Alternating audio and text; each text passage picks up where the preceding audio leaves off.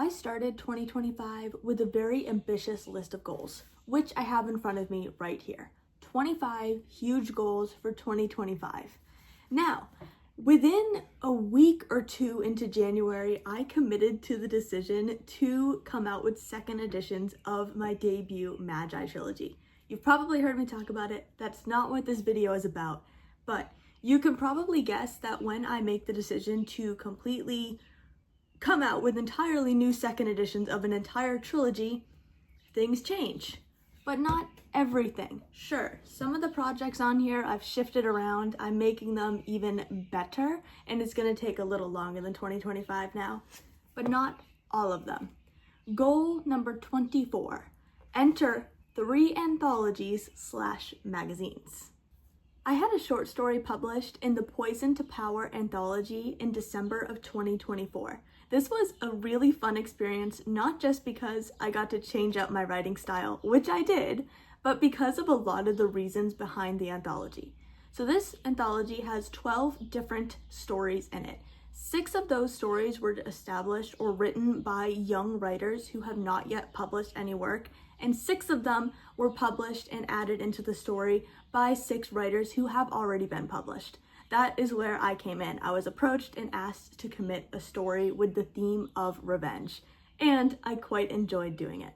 On top of that, all proceeds of this anthology are actually going to worldwide cancer research. So if you want to support a good cause and you want to read 12 stories, you might want to consider the Poison to Power anthology. My story is in there. It is titled Revenge Has 7 Letters, and it is about 2 young men playing a game of Scrabble. That was my first ever anthology, and in 2025, I want to submit short stories into 3 different things, whether it's anthology, whether it's a magazine, whether it's some kind of contest. I just want to try and get my writing out there and use it as an opportunity to expand my skill. Like I said, I used a different style in Revenge Has 7 Letters, and it was a great opportunity to grow as a writer. Today, we are looking into submitting a story into a story vault. The Lantern and the Pen is a small publishing house with a big mission. Their primary audience is for younger readers in the middle grade age range, and they really prioritize stories of hope and adventure because they want to inspire hope and adventure into their readers. At the end of 2024, I submitted into what they had titled as their Hope Anthology, and while that didn't go together, it does mean I now have a story with a theme of hope sitting around for a middle grade audience that I can do things with. Which brings me to what the Lantern and the Pen has titled their Story Vault. So they are currently accepting free submissions to a story vault that will allow and become a free library of different stories. So let me tell you a little more about it. Thank you for submitting to the Lantern and the Pen's Story Vault. They have some guidelines. It tells you it needs to be between 700 and 1500 words. Age limit is roughly 10 to 13. Different genres they accept, themes they encourage. Now this list of themes it's lengthy and it's some solid themes. We have friendship dynamics, school challenges, dealing with bullying, moving, life changes, foster care, loss, taking responsibility, working toward a goal, and many more. So you got a pretty good list of themes here. Stories must be well edited before submission. Cool, makes sense. You will hear from us within 1 week of submission. Cool, makes sense. They have formatting guidelines, and then it tells you submissions are currently unpaid as the Story Vault is a free library. However, if we choose to feature your story in an upcoming anthology, per your approval, you will receive a payment of $25 at that time. So basically, it is a win all around. You get the opportunity to submit a short story to inspire young readers for free, and then those young readers get to read your story for free. You get your name out there, you help them fill their story vaults, everybody wins. Now, like I said, I have a short story I wrote for them for that Hope Anthology. Now it's sitting around on my computer, ready to do things with it. Problem: my short story is almost 3,000 words, and it needs to be between 700 and 1,500 words for the Story Vault. So I might end up writing something else because cutting a short story entirely in half, let me reread it first and then we'll discuss. All right, I just read it. not to be biased, but I think it's pretty cute. And I do see a lot of words that I could slash without cutting the story or the quality of the story. So what I'm doing now is I'm duplicating the document, and I am going to put track changes on, word slash everything I possibly can. See where that leaves me in like 10 or 15 minutes, and from there I'm going to make my decision. Because I feel like if I can't slash a ton of words quickly, then it's just gonna be a waste of time when I could write something entirely new. Let's go. I ended up giving it about 30 minutes, and I brought it down from 2,900 words to 2,300 words, which 600 down is pretty good, and I don't feel like I cut anything it needed or made it weak at all. And even though I still have 800 words to go before the word maximum, I still kind of feel like this story could work. I just need to cut some details as opposed to just cutting random useless words. So I will keep doing that. However, this is probably going to be a multi-day process. Between last night and this morning, I have now spent about 2 hours word slashing, and I've brought the story down from 2,980 words to 1,544 words. Also gotten rid of 2 whole pages. So I think we're gonna be able to do it. I need to get rid of 44 more words, and then obviously I need to go through and make sure I didn't actually cut the quality of the story, because the truth is sometimes you do need a lot of words. But this is turning out to be a great exercise as somebody who tends to struggle with lower word counts. I actually, when I wrote this story, I struggled to keep it under 3,000, and now I've cut it in half word count wise. And all I did really was going through and I found unnecessary imagery or unnecessary little mini scenes, and I got rid of them. When you are writing a short story, you don't need to be spending a ton of time telling the readers that the grass is green and the sky is blue. Yes, imagery is still important in a short story. I'm not telling you not to add any of it because you do not want to have white wall syndrome. But you can assume the grass is green when she's talking about being in a backyard. I'm just wasting words when I have a limited word count by doing so. Short little scenes, some of the lines the characters have said, I can just cut them and go straight to the point. You only have 700 to 1,500 words for this. I don't have time to be telling you the grass is green and the person said hello with a certain tone to his voice. I just need to get straight to the point.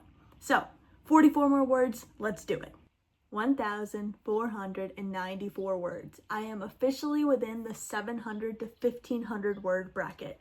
Next step is going to be accepting all of my track changes.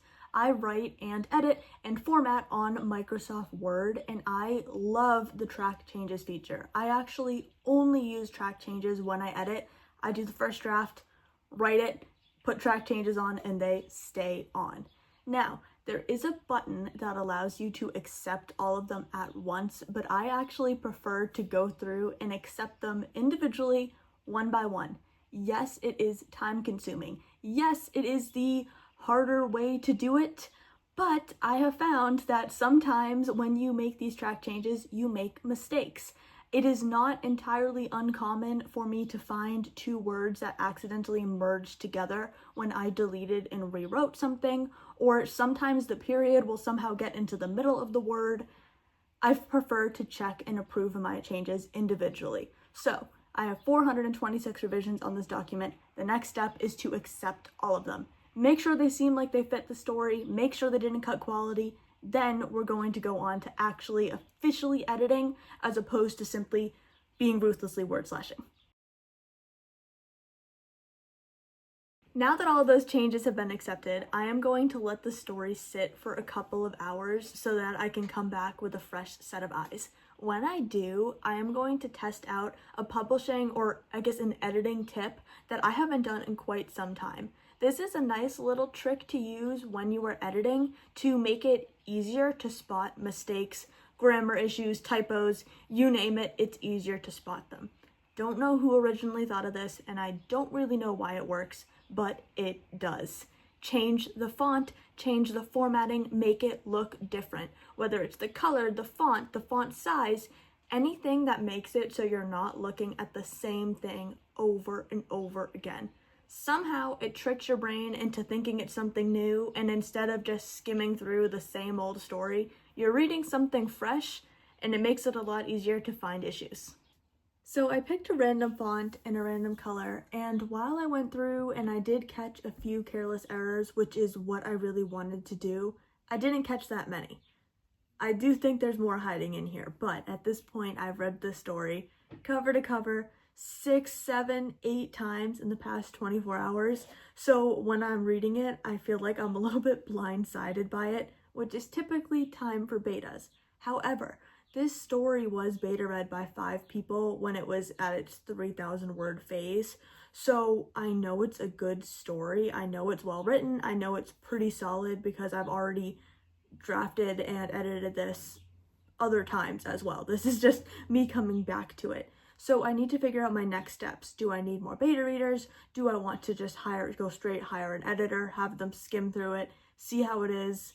And I also need to name it. So give me some time, and I guess I'll be back in a couple seconds for you, but for me, we'll see. It's been a few days, and I was able to go through the story myself several more times. I sent it to 3 beta readers. They were able to give me some great feedback, which I implemented last night.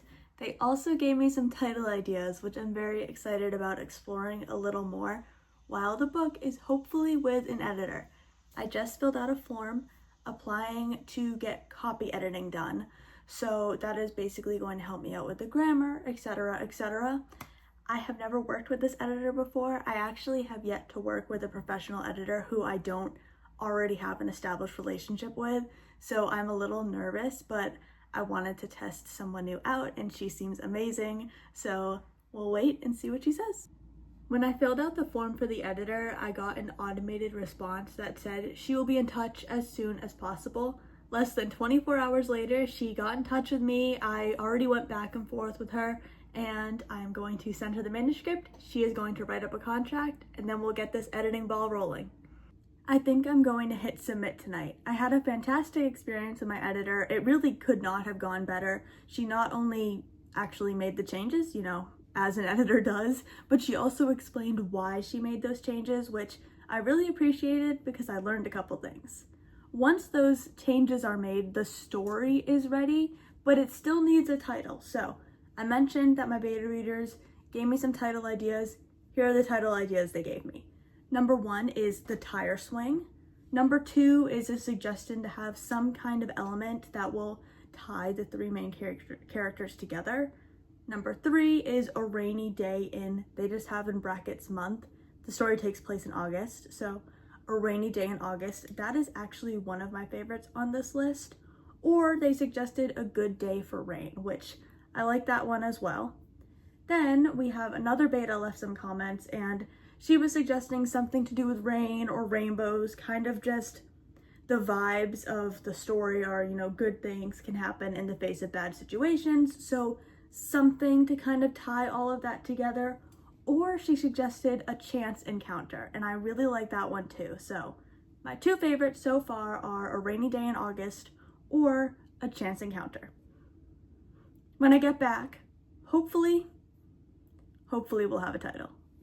I've officially decided to title the story A Rainy Day in August, which is a really fitting name at the moment. I don't know if you can hear it. I'm right next to a window and it is pouring right now. It's a rainy day in July for me, a rainy day in August for the story, so I'm excited. I have the title, I have the editing accepted, I reread it one more time, I'm happy with the story. There's only one thing left to do. Hit submit. Well, actually fill out the form first and then hit submit. So, form is pretty standard. It needs my name, it needs my email, so I'll just kind of fill this in.